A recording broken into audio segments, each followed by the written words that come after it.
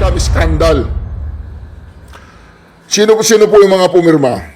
Okay, tandaan po ninyo itong mga pumirma na ito. Wala akong pakialam kung sino sila. Ha? Tsaka huwag nila sabihin walang problema. May problema.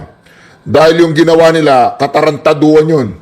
Pagkatapos nilang pinag-usapan sa bicameral committee report at inaprubahan yung BICAM, pagdating ng General Appropriation Bill, iba na. Bawal po yan. Huwag po ninyong gaguin ang sambayan ng Pilipino. Huwag nyo kaming gaguin. Kung kayo yung mga gago at kung sa tingin ninyo magagago nyo ang taong bayan, ay lilitaw at lilitaw po ang mga katarantaduan ninyo. Ngayon, halimbawa si Senator Joel Villanueva, pumirma siya. Si Senator Cynthia Villar, pumirma. May pananagutan po yan kasi pumirma sila, blanco, hindi sila nagtanong. Okay. Halimbawa nakita nila, halimbawa lang to, nakita nila blanco yun. Pumirma sila. Okay. At pagdating doon sa GAB, meron ng number yun. Ang tanong, sino naglagay ng number? May pananagutan pa ba kaya si Cynthia Villar at saka si Joel Villanueva kung sino man ang nagdagdag ng number doon? Pero, kung alam ni Cynthia Villar at alam ni Joel Villanueva na babanatan nila yun pagkatapos mapirmahan para lamang 2, 3, 4 na tao na lang ang nakakaalam kung sino, kung magkano ang ilalagay nila doon dahil pirmado na nga, yun ang tinatawag nilang blank check. Punyeta. Yun ang tinatawag nilang blank check na kahit magkano ang ilagay mo doon, wala nang kokontra kasi pirmado na. Naiintindihan po ninyo? Ngayon, may pananagutan ba si Cynthia Villar at si Joel Villanueva? Sa tingin ko, kung alam nila na hindi dapat pirmahan yung BICAM report na may blanco, meron. Sa tingin ko naman, wala. Kung halimbawang alam nila na pinirma nila at wala nang hahawak doon, yun na yun, na kahit alam nila, falsifikado yun dahil hindi po pwede yun na maitulak ang General Appropriation Bill sa presidente na may blanco. Di ba? Kaya dito marami silang ipapaliwanag mga kareaksyon. Sila po mga kareaksyon ang lahat ng pumirma. Si Grace Puet, una. Si Saldico, si Cynthia Villar, si Estela Kimbot, si Bobong Gonzales, Aurelio Bobong Gonzales, si Pia Cayetano, si JJ Suarez, si Delipe. Meron po silang tinakpan dito eh. Yung mga tinakpan nila hindi na gano, hindi sila pumirma. O si Senator Bongo, si Senator Bato de la Rosa hindi sila pumirma. Si Joboy Aquino, si Chisquila Escudero, si Jingoy Estrada, si Francis Tol, Tolentino, di ba? Si Tol, may pagkabalingbing din tong si Tol. Okay? Ingat po tayo dyan kay Tol, ha? Baka tayo mabubudol. Si Marcelino Libanan, si Mark Villar, si Joseph Victor Ejercito, okay, pumirma. Juan Miguel Subiri, si Romeo Acop, na kaibigan ni Paduano, na dating Alex Bungkayaw Brigade, na dating grupo ng mga komunista. At saka itong si Raul Angelo Hill Bonggalyon, na bata pa lang, nabulok na ang kanyang prinsipyo. Anyway, mga kareaksyon, nakikita po ninyo mga parte po ng iskandalo na pinirmahan po nila ang isang BICAM na walang laman ang mga pahina o blanco po. So dito mga kareaksyon, mga kareaksyon, ang BICAM hindi unggoy-ungguyan yan, Hindi po yan, hindi yan biro-biro. Di ba? Reaction TV page, nagbabalik po. Reaction. Napakaganda po ng mga pag-uusapan natin ngayon mga ka-reaction. Mandagin ninyo si Bersamin. Sala sa pula, sala sa asul. Ito po mga ka-reaction si Bersamin. Pero bago po natin ituloy ang ating napakaganda reaction video ngayon, huwag po ninyong kalimutang mag-subscribe. Ayan po mga ka-reaction. Subscribe po kayo sa ating channel dahil tayo lamang ang channel sa buong universe, sa buong Pilipinas, sa buong mundo na ipinasulat ang isang presidente sa kanyang silver play button, tanda po o simbolo ng pasasalamat natin sa lahat ng ginawa ng ating Pangulong Duterte. Nakikita po ninyo ang ating silver play button. Kaya proud na proud po ang mga nakasubscribe dito sa Reaction TV PH dahil kasama po kayo dyan. Pero meron po tayong bagong target, yung gold play button. Kung gusto po ninyo maging kabahagi ng isang history na ito, ay mag-subscribe na po kayo sa ating channel, no? Maraming salamat po sa lahat ng mga ka-reaction natin dyan na patuloy na sumusuporta sa ating channel, no? Ito na po. Bersamin versus Bersamin.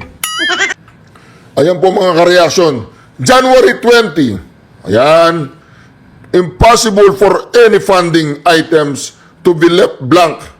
The peddling of such fake news is outrightly malicious and should be condemned as criminal. No page of the 2025 national budget was left unturned before the president signed into law. Manong Bersamin, Tandang Bersamin, alam po ba ninyo ang sinasabi ninyo?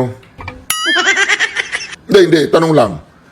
Noong January 20, alam mo ba ang sinasabi mo? Alam mo ba kung anong namumutawi sa mga labi mo, sa bibig mo? Actually, ito po unang-una. Hugas kamay! Hugas kamay po. Dito muna tayo sa Sala sa Pula. Noong January 20, ang sabi po ni Tandang Bersamin, imposible daw for any funding items to be left blank. Ang inaano po nila, ang pinagduduldulan nila sa ating mga tenga ay sinungaling daw si Pangulong Duterte. At meron po siyang sinabi, kung hindi ako magkakamali, Tandang Bersamin, parang invento, ganon. Ngayon, after 4 days, Sala sa Asul, palas not responsible for blank items in 2025 BICAM report. Diba?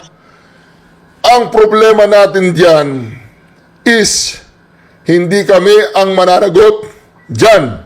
Kung meron mang pagkukulang kasi BICAM report yan, alisin natin na consciousness na kami may kinalaman sa mga blank page na sinasabi ninyo. Doon sa after 4 days, doon pa lang siya naimasmasan. Kasi after 4 days, kasi ito po ang nangyari. Ito po ang nangyari mga ka-reaction. Alam nyo na ang nangyari. Pero nung may pinasabog po si Congressman Ungab, talagang todo tanggi po sila. Hindi pa, actually, I believe na hindi alam ang sinasabi ni Bobong Marcos. Ito. Dito po sa video na ito, talagang si Bobong Marcos, talagang yung pag-aakusa niya sa Pangulong Duterte, it's a lie. Kasinungalingan. Di ba? Ayun, hindi ko po siya masisi. Hindi po natin masisi si Bobong Marcos. Kasi nga mga ka-reaction, marami nagsasabi, bangag siya. So, paano natin kakausapin ng isang bangag? Ito po, mga ka-reaction na.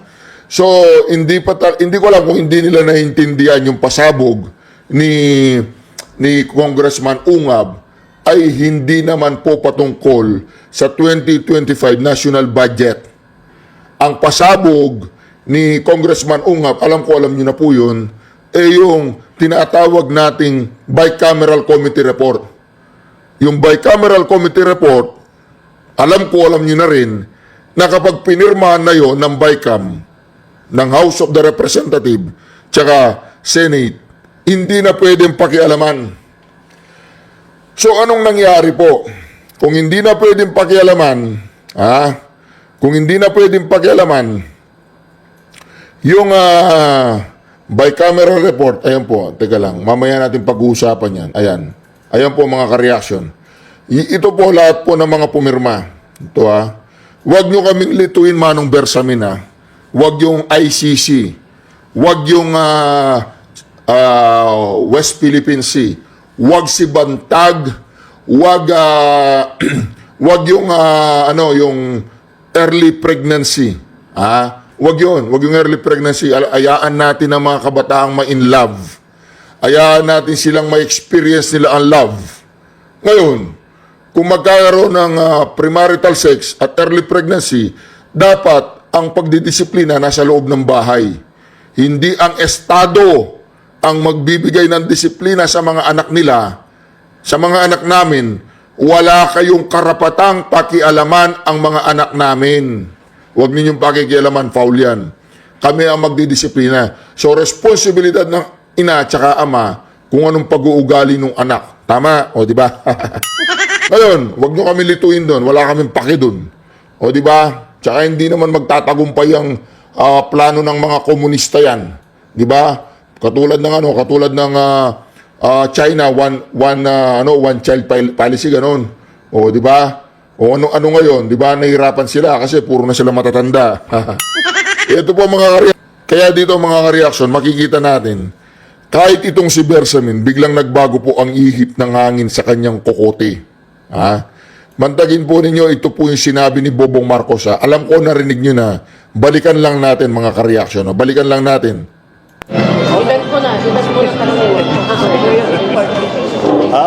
Magandang umaga. Good morning everyone. Yes. Sir, kunin lang po namin yung reactions niyo regarding reactions niyo, sir, regarding sa allegation po ni former President Duterte regarding sa blank item. He's lying. He's a president. He knows that you cannot pass a GAA without with a blank. He's lying.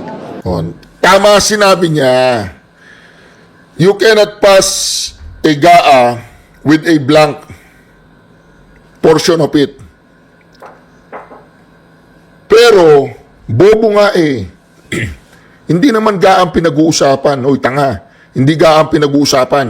Ang pinag-uusapan, bicameral committee report. Okay? Iwanan na natin siya. Punta na tayo ngayon kay Bersamin.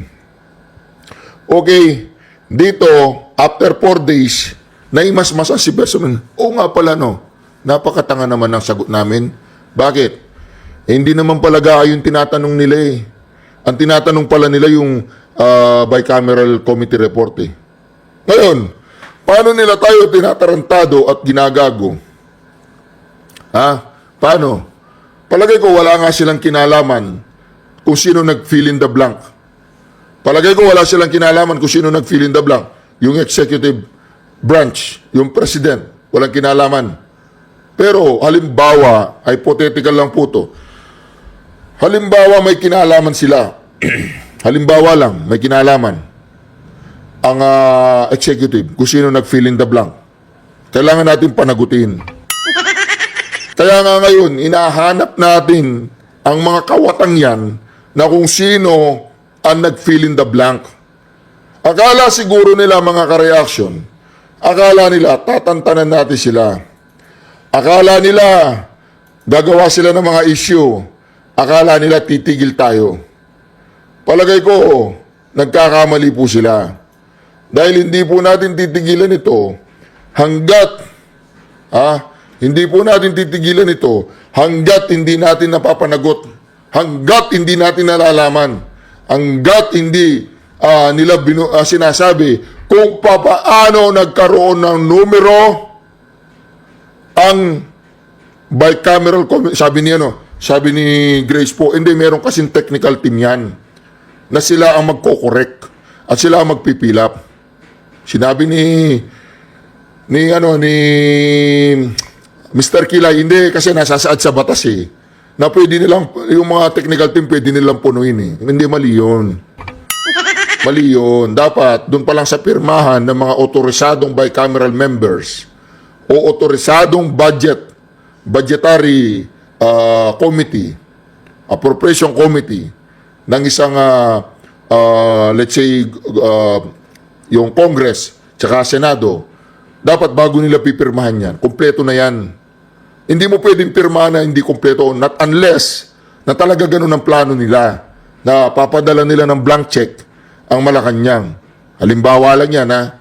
Ngayon, halimbawa kung talagang walang kinalaman si Bersamin, walang kinalaman ng Malacanang, dapat managot ang mga tao na nasa likod ng maanumalyang 2025 national budget. Akala siguro ng bobong administrasyon na to ay nasa 1970 pa tayo. Akala siguro nila panahon pa ng tatay niya ang panahon ngayon. Na noong panahon ng tatay niyang diktador, ay kontrolado nila lahat magsimula sa media hanggang na sa mga mahihirap na propagandist na sinasabi nila napakamura ng bigas, magaan ang buhay noon. Di ba? Hindi nila alam. Ngayon, 2000 na, may internet na. Lahat ng mga propaganda ninyo, pagpapapogi, pagbabayad kung mga bayarang media na yan, bayarang vloggers, para lamang mapapogi kayo sa social media, sa mainstream media, at kung ano-anong katarantaduan ang ginagawa niyo sa mga magsasaka, na pinapasakan ninyo ang kanilang mga bibig, para hindi lang magsalita, at kunyari talagang tinutulungan niyo sila. Pero sa katotohanan, papunta tayo sa bangin ng kahirapan. Yun po ang katotohanan ng ating bayan ngayon. Walang project ang gobyernong ito. Walang masasabi nilang flagship project na katulad ng ginawa ni Pangulong Duterte. Wala. At ang masaklap pa nito, ito yung kinasama ng loob ng ating Vice Presidente. Yung hininto lahat ng mga magagandang flagship project doon sa Visayas and Mindanao. Siguro may mga natirang mailan-ilan, pero nung sila na yung nag-take over, palsipikado ng pagkakagawa. Katulad nung pinakamahabang tulay, tingnan nyo, baku-baku na yung daan ngayon. Isa yon yung Pangil Bridge. O di ba? Sira-sira na ngayon. O dahil, korupsyon. Kung sa Pangulong Duterte nangyari doon sa Pangil Bridge na ilang buwan pa lang nagkasira-sira na, sa palagay ko, yung gumawa doon, nako, baka siya yung pangsesemento niya doon. Di po ba mga kareaksyon? Dako naman tayo dito sa katatawanan. Pag sinabi natin katatawanan, naaawa ako dito kay Naaawa po ako dito kay Kuya Cesar, si Secretary General ng Kongreso. Naawa po ako sa kanya. Pakinggan po natin ang balitang ito. Isang linggo matapos sabihing hinihintay niya ang ika-4 na impeachment complaint laban kay Vice President Sara Duterte, kaugnay ng paggastos ng confidential funds. Isang linggo matapos sabihing hinihintay niya ang ika-4 na impeachment complaint laban kay Vice President Sara Duterte, kaugnay ng paggastos ng confidential funds nito. Walang tugon si House Secretary General Reginald Velasco sa araw-araw na pagtatanong ng media, kaugnay ng kahihinatnan ng mga nakabinbing reklamo sa kanyang tanggapan. Sa huling panayam sa House official noong January 14, ang 4th impeachment complaint umano ang hinihintay niya upang maaksyonan na ang mga naunang inihaing reklamo. Pero dismayado na ang ilang endorsers at complainants sa kawalang aksyon ng Office of the Secretary General. 2 linggo na lang kasi ang nalalabi at muling magkakaroon ng break sa sesyon ang Kamara. Si Kabataan Party List Representative Raul Manuel, isa sa mga endorser ng ikalawang impeachment complaint, naniniwalang malaki ang epekto ng pahayag ni Pangulong Bongbong Marcos Jr. kaugnay ng issue. Matatanda ang ipinahayag ni PBBM na pag-aaksaya lamang umano ng oras ang pagsasampa ng impeachment complaint laban kay VP Duterte. Ito ay actually disservice sa naunang 3 impeachment complaints. Tingin natin naging crucial factor talaga dito ang remarks ng nakaupong Pangulo. Knowing na yung mga remarks niya ay nakaka-impluwensya dun sa mga colleagues natin sa loob ng Kamara. Ang abogado naman ng complainant sa ikatlong reklamo, dismayado sa kawalang aksyon ng Kongreso. We are frustrated because Congress should have acted immediately on this impeachment complaint. Magsasagawa na ng mga pagkilos ang mga endorser at complainant upang kalampagin ang Kamara sa nakabinbing impeachment complaints. Isasagawa ng iba't ibang grupo ang isang rally sa January 31. Samantala, iginiit naman ng Malacanang na hindi hinaharang ni Pangulong Marcos Jr. ang pag-usad ng impeachment complaints laban kay VP Duterte. Ayon kay Executive Secretary Lucas Bersamin, nirerespeto ng palasyo ang Kamara. All we were saying, the President was saying to the lower house is, this is my position. But he's not blocking. He's not blocking. He cannot do that. Because it is the discretion of the collective of the lower house. If they decide to initiate, there is no way of preventing that. Dagdag pa ni Tuloy natin ha, magre-react po tayo dito. Napakatinding reaction ang gagawin natin dito. E.S. Bersamin, ang inihayag na pagtutol ni Pangulong Marcos sa impeachment ay pawang opinyon o posisyon lamang nito. Rosa Licuz. O, di ba? Ngayon, ang reaction ko po dito mga ka-reaction. Sa January 31, magsasagawa po ng kilos protesta. Ito na po yung kinatatakutan ni Bobong Marcos. Ito na po yung kinatatakutan. Bakit? Magsasagawa po ng kilos protesta. Ayan, ay hindi po yan. Magsasagawa po ng kilos protesta. Ayan po. Ay, sandali lang. Sandali lang. O, yan. Ayan, ay. Ang kulit yan. Ito po, ito. Ayan, o. Ngayon, magsasagawa po ng kilos protesta. Ito magkakaroon po ng kilos protesta pro-impeachment naman. Kasi inis na inis po ang balikan muna natin si Executive Secretary anong pangalan nitong Executive Secretary na to? Sandali. Si Executive Secretary Isang linggo matapos sabihing hinihintay niya ang ika-4 na impeachment complaint laban kay Vice President Sara Duterte kaugnay ng paggastos ng confidential funds nito. Walang tugon si House Secretary General Reginald Velasco. So, mag-react muna po ako kay Reginald Velasco. Si Reginald Velasco, nakakaawa po siya. Kasi siya po naiipit dito.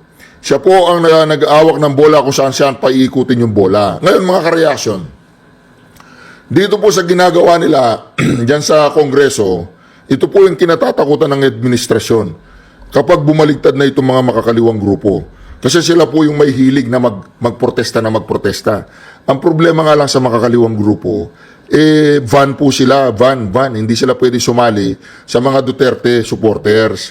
Kasi nga ayaw din nila sa Duterte. Ngayon mga ka-reaction, dahil nga dumating na yung peak na talagang walang masasampang impeachment complaint, nagpapanik po yung Malacanang mga ka-reaction. Nagpapanik yung Malacanang na nagpapaliwanag po yung Malacanang ngayon na ganito. Ay hindi. Hindi, sabi ng mga makakaliwang grupo. Sabi nila, Marcos Duterte managot, Marcos budget pahirap, Sara alis dyan, boses ng Pilipino, konsyerto ng bayan, Clergy and Citizen for Good Governance, January 31.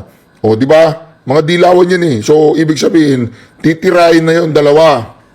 Pagsasabayin nila si Sara Duterte at saka si Pangulong Bongbong Marcos. Sinong uupo pag pinatanggal nila yung dalawa?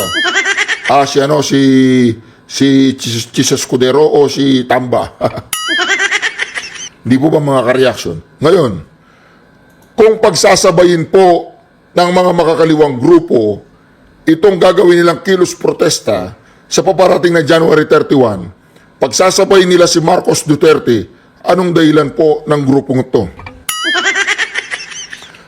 Ibig sabihin, nagsimula na po ang lumitaw ang kulay nila. Bakit? Dahil galit na galit po sila dahil sa pahayag po ni Bongbong Marcos na hindi siya sang-ayon sa impeachment, which is alam naman natin lahat kung anong ibig sabihin ng hindi siya sang-ayon. Pero dito mga ka-reaction makikita po natin dito kumakambyo po si Bersamin, yung Little President. Diba? Little President niya si Bersamin. So kumakambyo siya na hindi naman totoo na pinipigilan para hindi kumalas sa kanila yung mga Brosas, Castro, kaya lang, hindi po nila napagbigyan sa gusto ng mga spoiled brat na yan. Di magrarally sila ngayon si January 31. Ngayon, tignan po natin yung rally nila kung gaano karami. At yung rally daw nila ngayon, dati ang rally nila ano lang, pro-impeachment lang. Kasi pro-impeachment lang ngayon kay Sara. Kasi nung nakarang rally nila, nung January 13, ay kasama pa nila yung kasama pa po nila yung mga Bobong Marcos vloggers. Ngayon, paano yan? Kung ang inyong rally ay pababagsakin ninyo si Marcos tsaka si Duterte, sinong mga vloggers ang nandyan? Ayan po yung nila, sabi nila dyan, Marcos, Duterte, managot. Marcos, budget. Pahirap. Sara, alis dyan, Ibig sabihin, ang rally sa 31 ay pagpapabagsak sa dalawang yan? Sinong iluluklok ninyo? Sino? Ba, kung ganun, di wow. Ang gagawin pala mga kareaksyon ng mga taong ito ay double whammy. Double whammy protest. Dahil hindi po sila napagbigyan ng mga spoiled brat na to, hindi sila napagbigyan ni Bobong Marcos at hindi pa pinag-uusapan, mag-e-eleksyon na yung pinapangarap nilang impeachment laban kay Sara Duterte. Kasi pinapatahimik ng Bobong administrasyon yung mga kongresistang yan Pinapatahimik niya para hindi sila sumuwag. Para ang suwagin lang nila si Sara Duterte. Ngayon, hindi nila nakuha ang gusto ng mga inayupak na yan. Ayan. Ano ngayon? Sibat sila. Iwanan nila si Marcos. Pati si Marcos ngayon kasama sa rally. Kaya lang pabagsakin. Buti naman yung nangyaring January 30 na protest ay pro-Marcos. Pro-Marcos po yun.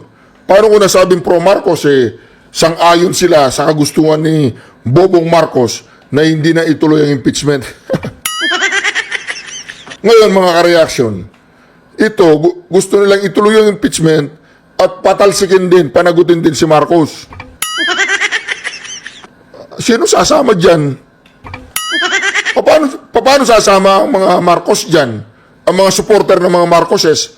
Kung ang, mga loyalista, punta kayo dyan, patatalsikin si Marcos.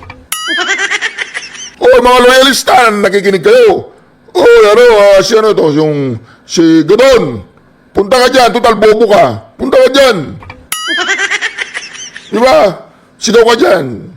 Patalsikin si Marcos tsaka si Duterte. Gadon. Tanga. Sigaw ka ng tanga dyan, bobo. Patalsikin, tanga bobo. Yung amo mo. Patalsikin din nila.